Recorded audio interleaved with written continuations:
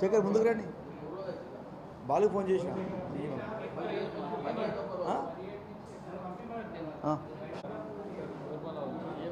దత్తుండి పడ 1 2 3 అనుకున్నాం. ఇంకెవరు వస్తారా ప్రశ్నలు ఎవరన్నా?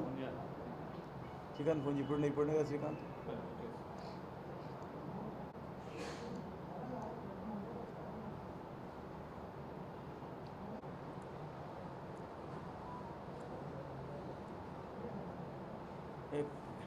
శ్రీకాంత్ రా 2 నిమిషాలు వచ్చిపో.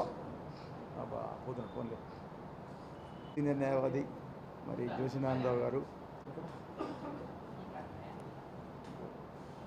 నాతో పాటు మాజీ సంఘ అధ్యక్షులు ఉద్దేశించి ప్రారంభించవలసిందిగా ఇప్పుడే మా మధ్య మా మరొక కార్యవర్గ సభ్యుడు మిత్రుడు సోదరుడు మాణిక్రెడ్డి గారు రావడం జరిగింది.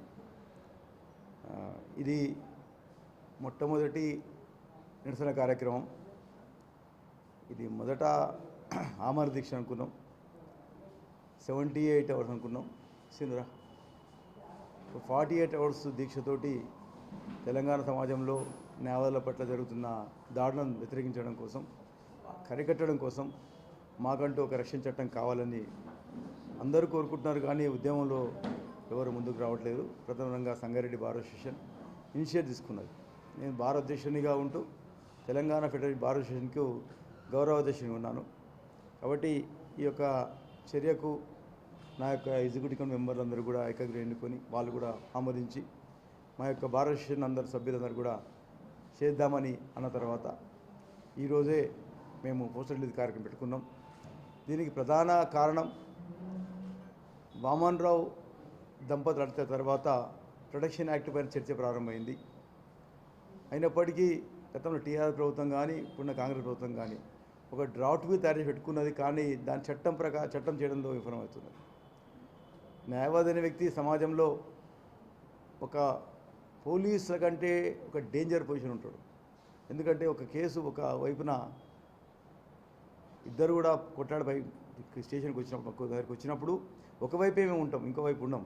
కాబట్టి ఓడిపోయినోడు నేను న్యాయవాదే కారణం అనే నిపుణంతో నిజాముద్దీన్ వెంకట్రా మన న్యాయవాదే కారణం, కేసు ఓడిపోతే న్యాయవాది యొక్క ప్రమేయం ఉన్నది, ఈయన చేసిండు అనే విధంగా ఆ కోర్టు ఇచ్చిన తీర్పులో న్యాయవాది పాత్రను జోడిస్తూ కక్షలు పెంచుకుంటూ దారి కాసి కాపు కాసి మరి దాడులు చేస్తూ ఉన్నారు. కోర్టులలో కూడా వచ్చి అటాక్ చేస్తూ ఉన్నారు. ఇది ప్రతి ఒక్కరు కూడా ఖండిస్తున్నారు. కానీ ఏ ప్రభుత్వం కూడా మా పట్ల ఒక సానుకూల వాతావరణం, సానుకూల వైఖరి పెట్టడం లేదు. కాబట్టి ఏదేమైనా సరే ఈ యొక్క యాక్ట్ సాధించుకోవాలి. ఇది కేంద్రం రాష్ట్రం చేయవలసిన పని ఉన్నది. అటు రాష్ట్ర ప్రభుత్వాలు ఇది సడలింపులు చట్టాల్లో ఉన్నది, కాంక్రీట్ లిస్ట్లో ఉన్నది, పెట్టుకోవచ్చు. అటు 41 కానీ ఈ యాక్ట్ కానీ లోకల్ యాక్ట్ చేసుకోవచ్చు మనం. కానీ అవి కూడా గత 6 నెలలుగా ప్రభుత్వం డ్రాఫ్ట్కి తయారు పెట్టింది. కానీ దానికి తుది రూపం అవుతలేదు. బార్ కౌన్సిల్ వారు కూడా దీన్ని యాక్ట్లో పెట్టి దాని ప్రయత్నం చేస్తూ ఉన్నారు. దీన్ని ఎందుకంటే ఒక మంచి మూమెంట్ ఉన్నది ఇప్పుడు. ఎందుకంటే బార్ కౌన్సిల్ ఎలక్షన్లో ముంగట్టున్నాం మనం ఈరోజు. వాళ్ళు చేయాల్సిన అవసరం ఉన్నది. ఇది కోర్టు ద్వారానో లేకపోతే ఉద్యమాల ద్వారా కాకుండా యాక్ట్గా రావాలి. కాబట్టి ప్రజాప్రతినిధుల ఇన్వాల్వ్మెంట్ కావాలి. ప్రజాప్రతినిధులు తెలవాలి, చట్టం గురించి తెలవాలి, ఎందుకు అవసరం ఉన్నది విషయాన్ని తెలియడం కోసం ఈ పెద్ద ఎత్తున ఆందోళన కార్యక్రమం శ్రీకాంత్ చుట్టం. ఇది ఒక తెలంగాణ అడ్వకేట్ సమాజంలో ఒక ఉద్యమం వైపు అడుగులు వేసే విధంగా, ఉద్యమం వైపు అందరినీ తీసుకునే విధంగా సంగారెడ్డి బార్ అసోసియేషన్ చేస్తున్న ప్రయత్నం ఇది. దీనికి అందరూ సహకరిస్తున్నారు. అందరూ సహకరించాలని కోరుకుంటూ, గతంలో ఎవరి కోసం పోరాటం చేసినాం?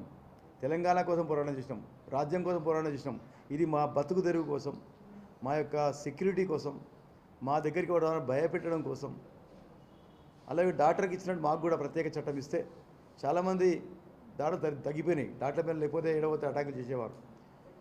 మేము మా వైపున వచ్చే ఏదైతే ప్రతిచర్య న్యాయవాదులపై దాడులు పెరగడానికి ప్రధాన కారణం ఈ యొక్క 41 సిఆర్పిసి రావడం వలన ఏమైతే కొడితే ఏమైతే అదే అడ్వకేట్, మామూలు అడ్వకేట్ కదా, ఇది కూడా ఇదే యాక్ట్ అక్కడ వస్తుంది. 7 years బిలో ఉంటుంది కాబట్టి అని బెయిల్ వస్తుంది. మా మీద అటాక్ చేస్తే ఓ 10 సంవత్సరాలు, 5 సంవత్సరాలు, 15 సంవత్సరాలు శిక్ష పడుతుందని తెలిసిన రోజున తప్పకుండా భయపడే అవసరం ఉంటుంది. కాబట్టి ఈ చట్టం రావాలని అందరూ డిమాండ్ చేస్తూ ఉన్నాం. ఇప్పుడు మేము చేస్తున్న ఈ 40 అవర్స్ నిరాహార దీక్ష అది పూర్తిగా మేము సక్సెస్ అవుతామని ఆలోచిస్తున్నాం.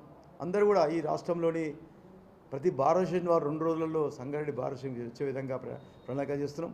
వారు కూడా సాంఘీభావంకి వస్తారు. ప్రణాళికబద్ధంగా చేస్తున్న కార్యక్రమం ఇది.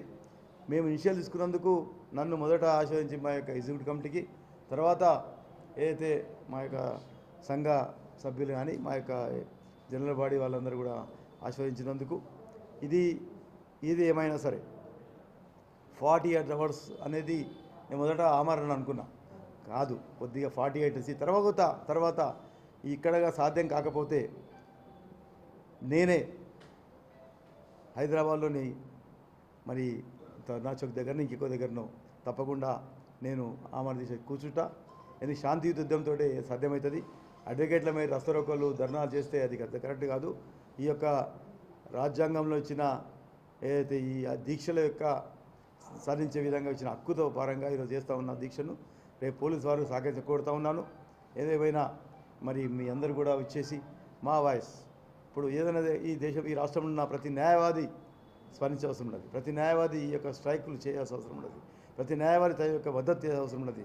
మేము ఈ యొక్క సోషల్ మీడియా ద్వారా ఇచ్చే ప్రతి అంశాన్ని మీరు గౌరవించి మాకు సాంఘిక తెలుపుతూ మరి ఇచ్చేసి మీ అందరూ కూడా ఈ అంశాన్ని ఈ యొక్క హంగర్ స్ట్రైక్ 17, 19 తారీఖు జరిగే హంగర్ స్ట్రైక్ మరి 48 అవర్స్ ఒక కాల పరిమితి చట్టంలో పెట్టి చేస్తున్నాం. కాబట్టి దీన్ని అందరూ మరి పెద్ద ఎత్తున వచ్చి మనందరం కూడా ఈ యొక్క ఆందోళన కార్యక్రమంలో పాల్గొనని కోరుకుంటూ ఇది ఒక సాహసపు నిర్ణయం. ఎందుకంటే ఏదైనా ఆరోగ్యపరమైన విషయాలు పక్కకు పెట్టి ఈరోజు చేయబోయే ఈ దీక్ష అనేది ఈ దేశానికి ఒక సత్యాగ్రహాల ద్వారానే మనకు స్వతంత్రం వచ్చింది.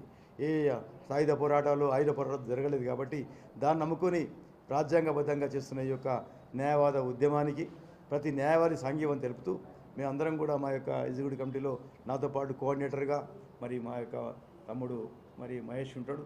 అందరూ కూడా ఈ కార్యక్రమానికి అందరూ భాగస్వామ్యం కావాలని కోరుకుంటూ మరి ఈ యొక్క కార్యక్రమాన్ని ఆశీర్వదిస్తూ ఇంతకాలం వచ్చిన ఈ కొనసాగిస్తూ వచ్చిన మా యొక్క పయనంలో ఇది మనం విజయబాట ఎగిరేసి తప్పకుండా రేపు యాక్ట్ వస్తే ఆ యాక్ట్ చరిత్రలో సంగారెడ్డి బార్ పేరు రావాలని కోరుకుంటున్నాం. ఎందుకంటే మనమే తెలుసుకున్నాం కాబట్టి ఆ విధంగా ఒక సంపూర్ణ మద్దతు ప్రకటన కోరుతూ అందరూ పాల్పంచుకొని అందరూ కూడా ఆ యొక్క ఉద్యమంలో పాల్పంచే విధంగా మీరు ప్రధానంగా పాత్రికేయులు మేము న్యాయవాదులం, మా యొక్క పాత్ర మీకు తెలుసు.